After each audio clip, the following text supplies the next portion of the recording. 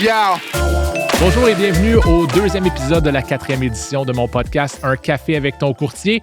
Cette semaine, on accueille David Tardif, courtier immobilier. On a eu des discussions super intéressantes sur, évidemment, le futur et le présent du courtage immobilier.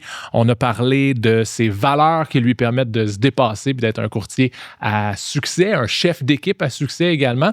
On a parlé aussi de grosses nouvelles dans l'équipe de David, dans le monde immobilier de Montréal et aussi d'innovation. Ça vaut la peine. Vous voulez écouter cet épisode-là? Faites-le maintenant. Yo!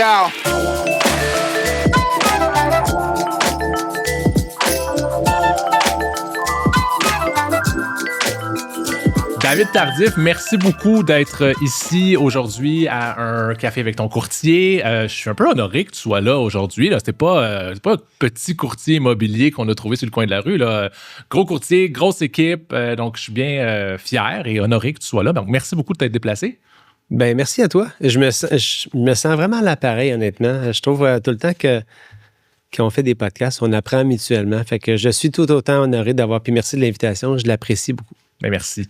Dans le fond, je veux parler un tout petit peu. Il y en a des podcasts qui font ça de OK, c'est quoi les trucs pour être successful, pour réussir, pour être un high achiever. C'est tous des mots que je galvaude là, en mentionnant ça en anglais en plus. Mais ça serait quoi, mettons, là? Toi, on le sait, ça fonctionne bien vos affaires. Mais plus loin que ça, c'est quoi tes valeurs d'entreprise? C'est quoi tes valeurs avec tes courtiers? Plus que savoir que tu fais des cold plunge ou pas, là. C'est une super bonne question. Si on devient entrepreneur un peu sur le tas, dans le fond, si tu ne le sais pas, moi, je suis un ancien policier.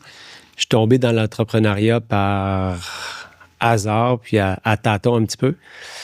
Puis tu tombes dans un sujet super intéressant parce que ça fait 20 ans qu'on est en équipe, puis au bout de 20 ans, ça devient un peu une équipe comme une famille dysfonctionnelle des fois. OK. Tu as pris des mauvais plis, il y a des attentes qui ne sont pas nécessairement rencontrées pour les membres d'équipe. Puis arrive un point de ta carrière où tu te dis, hey, c'est quoi le legacy que tu veux laisser dans cette entreprise-là pour assurer une pérennité? Puis de remettre la mission, vision, valeur très claire, ça devient une priorité pour aligner la culture de ton entreprise. Fait que vraiment, les valeurs de l'entreprise sont assez claires. Pour nous autres, leadership, quand on parle de leadership, c'est de leadership au sein de nos courtiers, de faire preuve évidemment de leur ouvrir la voie puis leur montrer l'exemple, mais aussi pour nos clients, d'être des bons leaders pour eux autres, parce que les clients ne cherchent pas des amis, ils veulent du monde qui vont les guider dans la transaction. T'sais. Fait que il y a ça, entre autres. Il y a l'assertivité. C'est important pour nous autres d'être vraiment, de faire ce qu'on dit, de dire ce qu'on fait au sein de l'équipe. Ça veut dire qu'en tant que leader, ben, si on promet quelque chose, qu'on va livrer la marchandise pour nos courtiers, puis même chose pour les clients, bien évidemment. Créativité.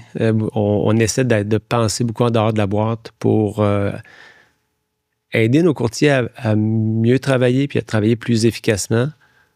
Malgré tout ce qui arrive actuellement dans le AI et tout ça, on pense pertinemment qu'il y a une juste balance à amener là-dedans, mais de faire preuve de créativité, puis aussi créativité pour trouver des solutions aux problèmes des clients, parce que c'est pas tout le temps des transactions faciles non plus. Fait que ça, c'est une des valeurs. L'autre valeur, c'est l'endurance. D'être tough dans le temps, dans les transactions, de ne pas abandonner, d'amener ça à terme, malgré les difficultés, malgré des fois que ça accroche, malgré des fois que la relation est plus tough avec les clients, malgré que dans l'équipe, des fois, on a des frictions. C'est d'être endurant, puis de faire preuve de résilience là-dedans, puis de pouvoir continuer à avancer jusqu'au bout. Ça, c'est vraiment important pour nous autres. Puis l'hospitalité, de traiter nos membres d'équipe, puis de traiter nos clients comme des membres de la famille, de les accueillir vraiment de façon à ce qu'ils ressortent dans un meilleur état qu'ils étaient avant qu'ils nous rencontrent. Dans les faits, on veut qu'il y ait une croissance puis que les gens se sentent dans une famille. Ouais. Je trouve ça super intéressant. Puis j'ai comme envie de pitcher mon pad parce que j'ai des questions. Puis là, finalement, tu me parles. Puis j'ai comme ça branch out dans mon cerveau. J'ai plein de choses à discuter. Tu as parlé d'une famille dysfonctionnelle. Ouais. Je sauterai un petit peu là-dessus parce que il y a comme une famille carrément dans votre équipe. Là. Vous êtes toi puis ton frère. Absolument. Ouais. Ouais. Vous êtes partis ensemble? Vous avez commencé ensemble? Était-tu policier lui aussi? Je sais pas. Super question. Maxime, je suis devenu policier en 99. Maxime est arrivé comme policier 1 an plus tard. Okay. Puis par pur hasard, ils l'ont envoyé dans mon poste de police. Okay. Fait qu'on s'est retrouvés avec les deux jumeaux sur des transitions de chiffres. Fait que le monde pensait dans le secteur qu'on travaillait 24 heures sur 24. Fait que c'était très drôle. Puis on s'est lancé en équipe ensemble. J'avais commencé mon cours, Maxime m'a suivi. Puis Maxime a peut-être été plus vite que moi. On a tombé courtier en même temps. Puis fait qu'on a toujours été une équipe de deux. Ouais. Une équipe de deux, mais qui faisait un peu nos affaires chacun de notre côté quand même. Ouais. Ouais. Puis là, évidemment, mais ce que j'ai aimé dans les valeurs que tu as mentionnées, je trouve ça drôle. Bien, évidemment, courtier immobilier, je suis courtier hypothécaire. Ouais. Ou est-ce que c'est très physique? Puis vous autres, vous avez cet ajout-là dans votre expertise, ou est-ce que vous avez physiquement des maisons? Ce que moi, j'ai pas. Là. Moi, c'est c'est du papier, c'est des chiffres, mais il n'y a pas un bien. Puis je trouve que l'hospitalité, l'endurance, je trouve que c'est toutes très des caractéristiques qui sont, oui, rassurantes, émotives, mais aussi physiques. Je trouve que ça fit bien avec votre... Ouais, ils ont été pensés longtemps de dire, ces valeurs-là sont ressorties de nos 20 ans. On s'est dit, c'est quoi le rétrospect de tout ça? C'est quoi le message qu'on envoie dorénavant? Puis je pense qu'il nous va parfaitement actuellement. Ouais. Puis c'est drôle parce que tout récemment, la semaine dernière, en fait, on a fait un bootcamp. Fait que, une heure 2026 s'en vient. Puis c'était un bootcamp pour lancer notre année 2026. Puis on a invité d'autres courtiers hypothécaires qui ont des bons volumes. On devait avoir pas loin de 1000 dossiers par année dans la salle. Où est-ce qu'on discutait. Puis autant, c'est pas des petits courtiers. Et pourtant, quand on demandait c'est quoi vos objectifs, comment vous allez faire votre plan d'affaires 2026, la première réponse que tout le monde avait presque, c'est le nombre de volumes, le nombre de dossiers qu'on va faire. Mm-hmm. Parce qu'on le sait, évidemment, c'est ce qu'on contrôle un peu, on a notre capacité, mais de revenir, tu l'as dit tout de suite, revenir aux valeurs, à la mission, à la vision, je trouve ça pertinent. Ça paraît que tu as combien de courtiers avec toi? On est une vingtaine. Oui, ça, vous avez une bonne équipe. Mais tu sais, souvent, le défi, c'est ça, c'est que on est tous des travailleurs autonomes, puis les gens, ils ont des objectifs, mais ça devient, est-ce que c'est un plan ou est-ce que c'est un souhait? Ouais. Tu sais, les gens, c'est souvent plus, ils vont souhaiter faire un certain nombre de transactions, mais si tu n'as pas les systèmes pour soutenir ça, puis si tu ne revisites pas ça à toutes les semaines, à tous les jours, à toutes les semaines, à tous les mois, à tous les trimestres, pour voir si tu es aligné, ça reste pour bien des gens, ça reste un vœu pieux, un petit peu de dire, je veux faire tant de transactions, mais est-ce que je suis on track? Est-ce que je le dis tout le temps à mes courtiers, est-ce que tu sais exactement combien d'argent tu dois faire aujourd'hui? Parce que si tu ne le sais pas aujourd'hui, tu ne sauras pas pour combien d'argent tu dois rentrer en 3 mois. Fait que dès d'avoir une raison de rentrer, OK, aujourd'hui, il faudrait que je rentre 3 000 ça se peut que la location, que ça ne te tente pas de faire, tu sais, ça va faire... c'est comme ça, je le vois. Ouais. Puis là, évidemment, je veux dire, on ne peut pas passer à côté de l'éléphant qui est dans la pièce. Changement de bannière, changement d'agence. Absolument. Qu'est-ce qui a motivé ça? Qu'est-ce qui a motivé le choix? C'est-vous dû? Ça fait-tu longtemps que vous y pensiez? On y a pensé un peu. Dans les faits, il y avait différentes options qui s'offraient à nous. J'ai adoré mon expérience Royal Lepage. C'est une famille, pour moi, c'est du monde que j'adore. J'ai été super bien servi là-bas. Il ne reste que... Tout bouge très rapidement actuellement en immobilier, la technologie, et quand on voit à quelle vitesse ça va, on se rend compte qu'au niveau de... Tu sais, on aurait pu devenir franchisé peut-être d'une agence immobilière comme Royal Lepage et tout ça, mais il y a beaucoup de red tape, de complications au niveau légal. Puis ça devient très coûteux aussi. Donc, est-ce que ça devient profitable au final? Notre choix a été d'aller vers un modèle cloud-based qui a fait ses preuves, qui nous permet dans les faits d'être des propriétaires d'agences sans tous les problèmes qui viennent avec. La deuxième raison qui a motivé ça, c'est beaucoup...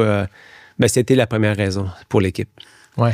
Pour l'équipe, parce que, tu sais, quand tu es un leader d'une équipe en immobilier, tu génères du revenu, tu génères une liberté financière aussi. Puis les gens dans ton équipe ne bénéficient pas de façon nécessairement tout le temps équitable. Je veux dire qu'ils vont remplir les coffres de l'équipe, c'est super.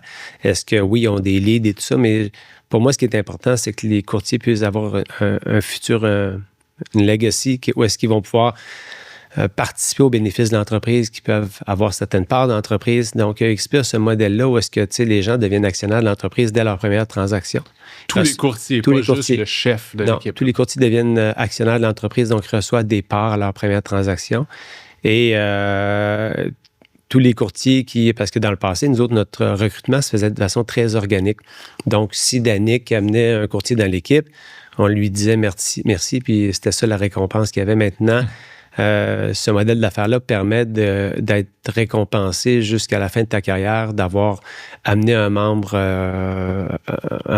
dans l'équipe qui reste, évidemment, mais ça nous permettait d'avoir une autre sphère de revenus pour les courtiers, puis d'avoir une vision plus à long terme, puis d'être c'est comme je leur ai dit, lorsqu'on fait le move pour aller chez EXP, c'est qu'on devient tous des partenaires d'affaires. C'est plus juste David et Maxime, on est tous partenaires de l'entreprise maintenant, donc tout le monde doit mettre l'épaule à la roue. Fait que tu sais, j'aurais envie de dire, sur la dernière phrase que tu as dit ou la dernière partie de discours que tu viens d'avoir, est-ce que c'est plus ou moins pyramidal? Puis je veux pas dire pyramidal dans le sens négatif, là. Tout est pyramidal dans la vie. Là. À l'épicerie, la caissière a fait moins d'argent que le gestionnaire, qui fait moins d'argent que le vice-président. Tout est pyramidal dans la vie. Fait, plus ou moins, qu'est-ce que... c'est plus dans le comportement, je pense, des courtiers qui ont été précurseurs de XP un peu partout dans le monde, où les gens oubliaient la production puis tombaient en recrutement intensif de façon agressive. Nous, notre cheval de bataille, c'est de l'aider par la production, de continuer ce qu'on fait actuellement, mais d'être récompensé pour ce qu'on fait, à la juste valeur. Ça veut dire que si les courtiers ont certains résultats, qu'il y a des actions de l'entreprise, si il y a des gens qui vont joindre l'équipe, bien, que le courtier qui l'a intéressé à ça, qu'il soit récompensé. On ne veut plus que ça soit juste à propos des leaders, mais vraiment à propos d'un écosystème qui va s'élever aussi.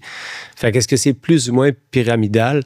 Ben, la réponse, c'est que lorsque dans une agence traditionnelle, il y a l'agence, il y a le provincial, il y a le corporatif. Tout le monde est payé quelque part aussi. Hein. Fait que, tu sais, fait que pour moi, c'est pas... Est-ce que ça a été un frein au départ pour le considérer plus rapidement? Oui, parce que je trouvais ça un peu particulier, mais en allant dans des conférences aux États-Unis, je me suis rendu compte de la qualité des courtiers, l'échange, la formation. Je me suis dit, OK, on est ailleurs quand même. Là. Ouais. Puis, est-ce que vous restez l'équipe tardive quand même? Ou le changement, non, l'équipe tardive. Ouais. Puis, EXP, ça a quel âge? On en entend beaucoup parler récemment, mais on n'en entendait pas beaucoup parler il y a 10 ans, là, ici au Québec. Je crois que c'est 2016. OK, fait que c'est récent. Oui, 2016, parce qu'ils ont eu 16 ans cette année. Okay. Fait que 2016, belle histoire, super intéressant. Là, on va juste corriger les mathématiques. Le courtier hypothécaire, c'est en 2016. S'ils ont eu 16 ans, on est rendu dans le futur. 2032, 2010. Voilà, c'est bon. Ouais, fait que c'est ça. Fait que c'est vraiment... Écoute, c'est tout le temps la même chose. Hein? On focus sur l'agence. Les gens sur Centris ne cherchent pas Remax, puis ils cherchent pas... puis le vendeur, il cherche un courtier avec qui ça va faire la job. T'sais. Puis quand je rencontre un vendeur, toutes les fois que je rencontrais un vendeur numéro 1 chez Royal Lepage, je leur dis, écoutez, je vous le dis, mais ça n'a rien à voir. Ouais. Dans les faits, c'est le service que vous allez avoir, puis à la fin de la journée, c'est ce que les clients disent de nous autres, parce que je peux être le meilleur, mais être le pire pour m'occuper de mes clients. Ouais. Ah, mais ça, je le dis souvent dans le courtage hypothécaire, c'est pas parce que tu fais beaucoup de volume que tu es un bon courtier. Absolument. Peut-être que oui, mais pas nécessairement, vraiment pas. Dis-moi, tu as ramené ça à l'équipe, puis je te remercie de dire on va ramener ça aux clients, à l'agence, c'est une affaire, mais l'important, c'est le travail qu'on fait. Toi, en tant que directeur d'agence, on dit-tu directeur? Non, chef d'équipe. En tant que chef d'équipe, merci. C'est quoi la relation que tu as avec tes courtiers?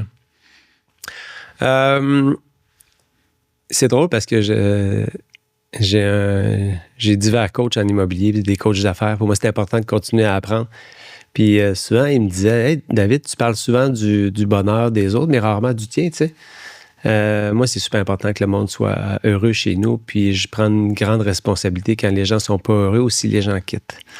Parce qu'il y a quelque part que j'ai pas rempli mes obligations ou j'ai pas... fait que je suis vraiment focusé sur vouloir que ces gens-là croîtent puis qu'ils puissent avoir ce que j'ai dans les faits, parce que j'ai quand même rendu à 47 ans, j'ai quand même développé une belle liberté financière. Si je continue dans le métier actuellement, c'est vraiment par souci de pouvoir élever du monde autour de moi puis leur montrer que si tu mets l'effort, tout est possible. Et je le dis toujours, je ne vais jamais les forcer à faire les choses que j'ai pas faites. Mm-hmm. Mais si tu es prêt à faire ce que j'ai fait, ça va fonctionner. T'sais. Mais maintenant, c'est toujours le 20% qui va être capable de pousser à ce niveau-là puis avoir envie de faire ça aussi. Oui, c'est clair. C'est tough, là. Ah oui, non, c'est certain. Puis, il y en a beaucoup de courtiers immobiliers, mais puis on regarde des fois la moyenne des revenus, mais si c'est une moyenne, c'est qu'il y en a beaucoup de gens, là, des courtiers immobiliers qui n'en font pas de transactions dans une année ou ils en font une. Là, tu vis pas riche avec ça. Oui, c'est ça, absolument. Ouais. Dis-moi donc, tu as été un courtier immobilier, un chef d'équipe qui a eu plein de succès. Tu l'es encore. Ce serait quoi si tu avais un secret? Puis, tu sais, pas le secret d'il y a 20 ans. Voici ce que j'ai fait. Voici si tu avais un nouveau courtier, quand tu as un nouveau courtier qui se joint à ton équipe, c'est quoi tu dis? C'est quoi ça, le secret à mettre en place? Dis pas cold plunge. Non, non, on n'est pas rendu là. Écoute, il y a une affaire pour moi, la curiosité. Hein? Sois curieux. sais, les gens arrivent, puis on vit en 2025, là. Tout est disponible sur YouTube, tout est disponible sur TikTok, tout est là. Tu veux devenir un as en médias sociaux, en script, en présentation, tout est disponible. C'est un peu quelque chose qui me fascine, c'est que les gens ont très peu de curiosité, je trouve. Je veux pas sonner péjoratif, mais je trouve que les gens ne sont pas assez curieux parce que tu peux apprendre de la vitesse grand V avec tous les meilleurs experts au monde actuellement sur YouTube, là, si tu mets du temps et tout ça. Fait que de faire preuve de curiosité, de poser des questions, d'être intéressé. Moi, je l'ai toujours dit, tu me mets dans l'équipe Tardif. Il y a 20 ans, quand j'ai commencé, je fais 1 million en première année. Là. Ah oui? Ah oui, je vais avoir du sang, ses jointures, puis les oreilles en feu à parler au téléphone, c'est sûr. Là. Ouais. Parce que je sais les résultats qui viennent avec. Mais il y a beaucoup de gens qui ne veulent pas passer par la douleur de se faire dire non, de se faire accrocher au nez. Mais si tu es prête à te faire mal à ce point-là, tu vas avoir du succès. C'est impossible de ne pas en avoir. Ouais. Si tu veux, il faut que tu veux. Puis, je pense que ton curiosité, c'est de la débrouillardise aussi. Je pense que ça va ensemble. C'est beau de vouloir apprendre, mais il faut être capable de le mettre en application. Ouais. Moi, ça m'impressionne beaucoup des gens. Puis, tu sais, de par ma conjointe Caroline qui travaille dans le monde de la culture, puis je remarque comment est-ce que les gens dans cette industrie-là doivent faire avec tellement peu, parce qu'il y a des fonctions sur des subventions, des affaires comme ça. Puis des fois, je me dis, si eux autres, ils faisaient ça dans le courtage hypothécaire, dans le courtage immobilier, ils seraient millionnaires, ça n'aurait pas de bon sens. Ils sont tellement bons pour apprendre puis mettre en application quelque chose sur lequel ils ne connaissent rien. Ouais. Fait que c'est fascinant. Dis-moi donc, puis on parle que tu fais beaucoup de transactions, donc tu en as vu des transactions dans une année. Je fais quand même pas mal de transactions, mais on n'a jamais eu de transactions ensemble. Fait que, mais non, j'y ai temps, là, je pense. Il serait temps. Il faudrait que tes acheteurs... On va s'accorder cette semaine. Dis-moi, c'est quoi, toi, ton opinion des courtiers hypothécaires, dans le fond, globalement? Oh, vous avez une job plus tough que nous autres. Tu trouves? Oui. Okay. Je trouve que les gens... c'est peut-être on dit tout le temps... c'est peut-être ma perception, mais tu vas avoir une perspective différente. Probablement. Les gens magasinent, puis ils vont te lâcher pour un point, là. Oui. C'est ça. Nous, on n'a pas les contrats exclusifs. Je trouve ça où? Puis je me dis tout le temps, puis je l'ai vu souvent, ouais, mais je continue à magasiner mon taux. Bien, pendant que toi, tu es en train de travailler avec ce client-là, tu vas être payé au résultat au final.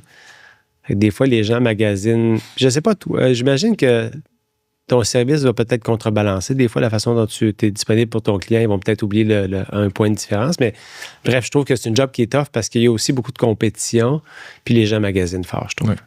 Mais ça, moi, si tu vis avec, c'est quoi en anglais? You live by the sword, you die by the sword. Fait que si tu vis avec les taux, ben, tu vas mourir avec les taux aussi. Fait que ça, on essaie beaucoup d'utiliser notre service, notre expertise, d'amener des stratégies différentes qui ne sont pas juste basées sur le taux. Parce que moi, je dis, c'est pas moi j'ai pas les meilleurs taux. J'ai les mêmes taux que les institutions financières ont. Puis là, on va te placer à la meilleure place pour toi.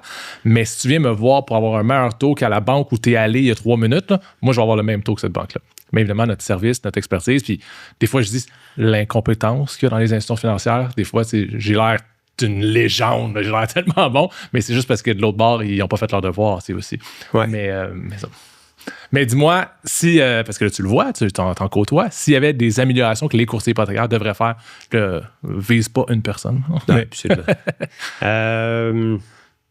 Desjardins pourrait ramener référence hypothécaire. Ouais, c'est ça. OK.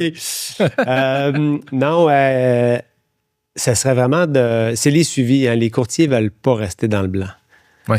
Puis c'est un peu à l'image de notre profession. Si tu fais des suivis hyper réguliers, hey, voici à telle étape qu'on est rentré, voici ce qui me manque, voici ce qui reste. C'est ça que les courtiers cherchent. Ouais. C'est d'avoir un suivi très, très régulier. Ça réconforte tout le monde dans une transaction qui est déjà stressante. Ouais. Fait que souvent, c'est ce qui manquait, je trouvais. On le vit quand nous autres, on commande une évaluation avec l'institution financière. Là, parce que l'institution financière ne nous garde pas au courant. Dans le NAS, là, le dispatcher d'évaluateurs ne nous garde pas au courant. L'évaluateur ne nous garde pas au courant. On comprend dans quel... vous perdez le contrôle et vous perdez la vue sur la transaction. Ben oui. Fait que on comprend de vous garder au courant le plus rapidement possible. Ouais. Toi aussi, t'innoves aussi beaucoup. Tu parlais de curiosité. Je pense que ça va là aussi. J'aimerais s'en parler, puisque tu en as parlé rapidement la dernière fois. Puis la première fois qu'on s'est rencontrés, c'était un peu en lien avec ça qu'on s'est mis à discuter. J'en fais pas d'introduction. Go, parle-moi de ce que vous êtes en train de mettre en place, que vous avez breveté même, puis tout. Oui, on est en finalisation de demande de brevet pour ça. C'est une plateforme qui s'appelle trustbid.ca. Dans les faits, c'est une plateforme pour régulariser, sécuriser, rendre plus transparente le dépôt des offres d'achat. C'est, les offres d'achat, que ce soit au Québec, au Canada, puis un peu partout aux États-Unis, il n'y a pas nécessairement de ligne directrice, il n'y a pas nécessairement de plateforme utilisée pour ça, puis ça met tout le monde sur les nerfs dans les faits. Donc, l'objectif était, dans ce cas-ci, je n'irai pas en détail dans la présentation, mais c'était de décentraliser plutôt le courtier inscripteur de la transaction et de plutôt envoyer des offres d'achat dans une voûte sécurisée qui est propulsée par la blockchain, où l'offre qui est déposée devient un peu en latence pour tout le monde. Donc, personne n'a accès à cette offre d'achat-là tant aussi longtemps que la voûte n'est pas ouverte via un timer, puis livrée aux courtiers inscripteurs et aux vendeurs en même temps. Ce qui veut dire que ça sécurise le mode de transmission, oui, puis ça empêche aussi le coulage d'informations qu'il pourrait y avoir dans la méthode traditionnelle, puis ça garde tous les intervenants en temps réel par texto et courriel des activités. Qu'est-ce qui se passe? Y a-tu reçu une offre, 2 offres, 3 offres? Fait qu'il y a tout ce processus-là, puis ça ralentit la transaction aussi. Oui. Puis évidemment, ça va améliorer ou en tout cas arrêter de nuire. Parce que la mauvaise perception du public par rapport au courtier immobilier, c'est souvent par rapport à cette transaction-là, ou cette négociation, où est-ce que c'est tellement pas transparent, on sait pas trop qu'est-ce qui se passe. Mon courtier immobilier, as-tu parlé en arrière de l'autre courtier immobilier, tout Absolument. Ça? On le sait pas. Fait que ça vient un peu régler ce bout-là. Ça vient régler totalement ce bout-là parce que il peut y avoir de coulage d'informations, je l'ai vu dans ma carrière, là, j'ai vu un paquet d'affaires, je me dis, c'est tant que le public mérite mieux en termes de gestion de promesses d'achat, puis que ça soit plus transparent, puis plus efficient pour tout le monde, puis que le client, parce que là, actuellement, on fonctionne avec Immo Contact, qui envoie des notifications au courtier seulement. Mais le client acheteur-vendeur a le droit de recevoir ces notifications-là puis savoir on est rendu dans cette transaction-là. Fait que c'est un peu ça l'objectif. Puis, je pense que ça va permettre que l'image du courtier immobilier va être beaucoup améliorée par ça, ce qui est un gain qui est vraiment important parce qu'à partir du moment que la confiance n'est plus là envers les courtiers immobiliers, bien là, tout le marché immobilier tient plus si cette confiance-là n'est plus là. Mais ce qui est particulier, c'est que c'est une business qui est quand même très... c'est pas très évolutif comme business, notre affaire. C'est vraiment très figé campé dans des positions. Puis même l'OASIC, quand ils ont vu sortir ça, ils ont eu peur qu'on mette le public en danger parce que c'était sur la blockchain et dans leur compréhension, eux autres, c'est des bandits de la crypto-monnaie. Fait qu'il faut expliquer que non, on n'est pas là. C'est vraiment pour sécuriser. Fait qu'il y a vraiment... Puis il y a des... Tu vois ça cause des frictions. Ils ont peur de perdre le contrôle de ça. Ça devient un peu... c'est surprenant de voir que les entités au pouvoir ralentissent tellement ces projets-là. Ils devraient les accélérer. L'OACQ a mis des règles en place, je pense, de la réglementation qui est toujours, c'est des écrits sur du papier, ça vaut ce que ça veut. Puis l'OACQ, ça le dit, c'est un organisme d'auto-réglementation. Fait que c'est pas comme, nous, on est régé par l'AMF. L'AMF, ils ont le marteau, là, ils nous chicanent, puis ils cognent. L'OACQ, ils font partie de vous autres. Fait que c'est ça. Je sais pas si c'est une perte de contrôle, qu'ils ont peur ou quelque chose comme ça. Je pense que oui, puis je pense que, c'est une solution qui aurait dû être mise de l'avant par les instances. On peut pas regarder maintenant et dire tout va bien là-dedans. Là. C'est toutes les... Là où tout s'allie, c'est dans une transaction, dans le dépôt des œuvres, des documents. Fait que je trouve que c'est un peu particulier de voir ça aller, le ralentissement. Puis c'est drôle, je viens au point un peu. Quand je suis allé...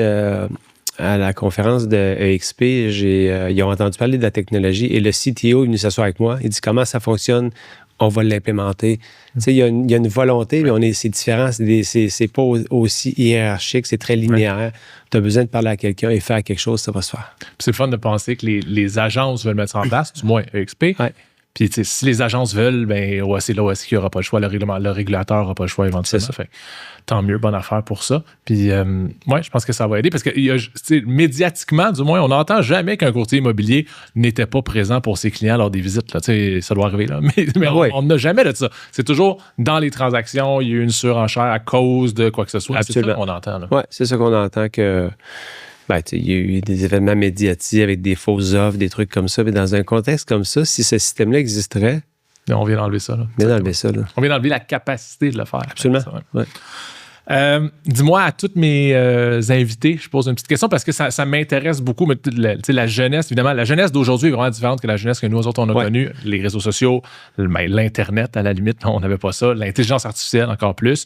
Fait que je suis intéressé par la relation entre les enfants ou les jeunes et l'argent ou le marché immobilier. On s'entend marché immobilier, c'est de l'argent mis dans une bâtisse. T'as des enfants. T'as-tu quelque chose à nous conter, une petite histoire? Ça peut être cocasse, ça n'a pas besoin d'être super sérieux, mais dire comment est-ce que tes enfants interagissent avec l'argent? Ben écoute, tôt dans leur vie, moi, je leur ai dit une chose. Je leur ai dit, si tu ne sais pas gérer une pièce, tu ne sauras pas comment gérer 100 pièces. Fait que, tu sais, ils ont compris qu'à un moment donné... l'argent de valeur. Mes enfants sont comme si on fait de l'argent au-dessus de la moyenne du Québécois, ils sont quand même privilégiés. Là. Puis, ils ont une très belle relation à l'argent dans le sens qu'ils sont très... on aurait moyen d'acheter un paquet de bébelles, puis tout ça. Puis, je vais dans un magasin, ils sont très... OK, on va regarder le prix. Non, c'est trop cher. Ils ont très... Mais ma fille est une entrepreneur. Ma fille, elle a 12 ans. Elle a fait du porte-à-porte, elle fait des gazons à Vœux. Ouais, à Vœux, ça va être la future élève, je pense. Elle aime tardif. Ouais, elle aime beaucoup ça, mais je me rends compte d'un peu comme moi, c'est pas l'argent qui la drive, c'est le défi. D'aller chercher un gazon de plus. Puis c'est drôle parce que dans le voisinage, c'est rendu moi quasiment... Parce qu'elle avait pas de téléphone. Fait que le monde m'appelait et dit « Oui, je peux-tu parler à Charlie? » Je suis comme « Charlie, c'est pour toi. Ah, une job de gazon. » Vous n'avez pas de maison à vendre aussi, c'est ça, exact. Fait que c'est cool de voir ça, ouais. Ah, c'est cool. C'est drôle que tu parles de gérer une pièce, puis tu seras prêt à gérer une pièce, tu seras prêt à gérer 100 pièces. Mes enfants qui sont plus jeunes un petit peu, 10 puis 8, sont allés reporter des canettes à l'épicerie cette semaine, puis sont revenus avec 1,70. Puis évidemment, la caissière leur a donné une pièce, 25 cents, 2,25 cents, 2,10 cents. Chose comme ça. C'est 1,70, ça marche, oui. Puis là, ils disaient, on peut pas se le partager convenablement parce qu'on a un $1. Ben ouais. Puis là, j'essaie d'expliquer que si tu prends une 70 puis tu le mets dans ton cochon, puis que tu ressors la moitié, 85 cents, puis tu le donnes à ton frère, ça revient au même. Puis t'es comme, ben non, parce qu'elle a le 1,70. Oui, mais elle t'a enlevé 85 cents. En tout cas, je t'ai rendu à expliquer ça avec des piscines, puis des bassins. Puis, mais c'est intéressant. Ah, c'est le fun. Ouais. C'est pas la mathématique qu'elle comprenne, ça va, ça. C'est la relation de l'argent qu'on a gagné, que je la sépare, cet argent-là, ou l'argent que j'ai déjà, c'est la même affaire. Puis ils n'étaient pas rendus là, fait qu'ils vont pas tout de suite gérer leur budget. Dis-moi, David, comment qu'on fait pour pouvoir travailler avec toi, travailler avec ton équipe? C'est le temps, tu veux plugger quelque chose, là, c'est l'heure.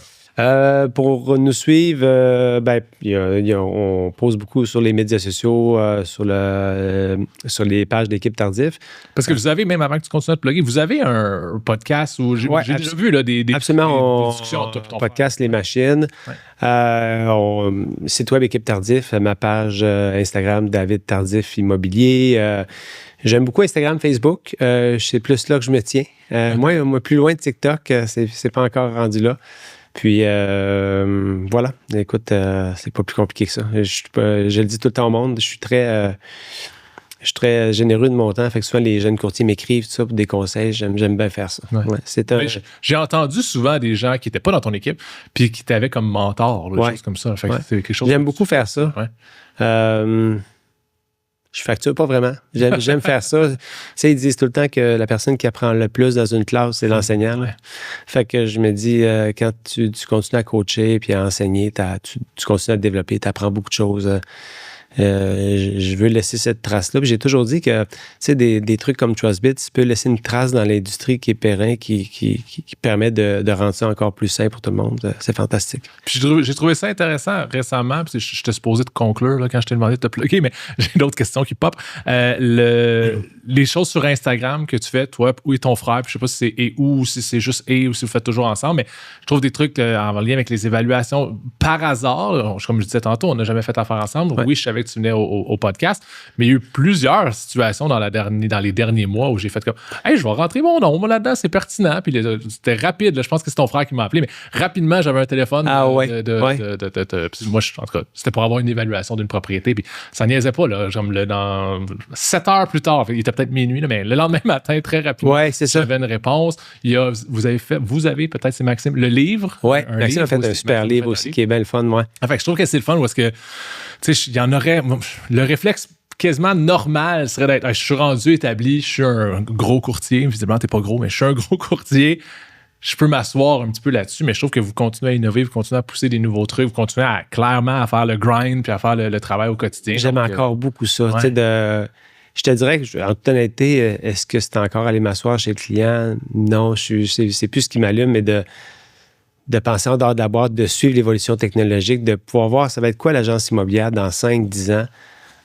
Si mes enfants voudraient la reprendre, dans quel état tu veux leur laisser ça aussi? T'sais? Fait que tout ça, dans les faits, actuellement, on a vraiment engagé 2 firmes conseils pour tout revoir la structure, les SOP puis tout ça, pour rendre ça vraiment à la sauce 3.0. SOP. Les standards d'opération. OK, d'accord. Ouais. Pour s'assurer que tout est vraiment, quand le client demande quelque chose, on veut... C'est tout le temps un peu l'expérience client. On ne veut pas qu'il y ait aucune friction dans le processus puis qu'il reçoive ce qu'il a de besoin pratiquement immédiatement. C'est tellement volatile maintenant que... on aime ça. Ouais. Puis pourtant, le courtage immobilier, sa mort est annoncée depuis des dizaines d'années. Mais ça va changer. Oui, c'est ça. Quand je regarde l'évolution des agences, je regarde les revenus des agences traditionnelles, il n'y a pas de raison que ça ne change pas. Ouais. Il y a beaucoup d'argent qui se faisait en location de bureau, là. Je veux pas, là. Puis oui, absolument. Ben, ça va être intéressant de suivre ça. Je sais que toi, tu vas suivre ça. Dans nos notes, on va mettre les différentes façons de te rejoindre. Merci beaucoup. C'était un plaisir d'être déplacé. Ça a été super intéressant. Merci. On va travailler ensemble. On va travailler ensemble cette semaine. Merci. Merci à David pour cette entrevue. Ça a été super intéressant. Très bientôt, le prochain épisode d'Un café avec ton courtier va être avec Samuel Tessier de chez Industriel Alliance. Une belle discussion qui va être intéressante aussi. Ne manquez pas ça. Merci au studio Limonade qui nous a accueillis aujourd'hui. Merci à Laurie qui était notre directrice technique. Et on vous souhaite une bonne journée. Merci à tous d'avoir écouté cet épisode. Merci infiniment à mes invités ainsi qu'à mes commanditaires. Je vous rappelle que vous pouvez retrouver cet épisode et tous les autres en audio sur Spotify, Apple Podcasts et Google Podcasts et en vidéo sur YouTube en cherchant Un café avec ton courtier. Si vous voulez communiquer avec moi ou avez des commentaires, n'hésitez pas à me les transmettre sur LinkedIn, Instagram ou Facebook. On se retrouve pour notre prochaine dose de caféine avec ton courtier.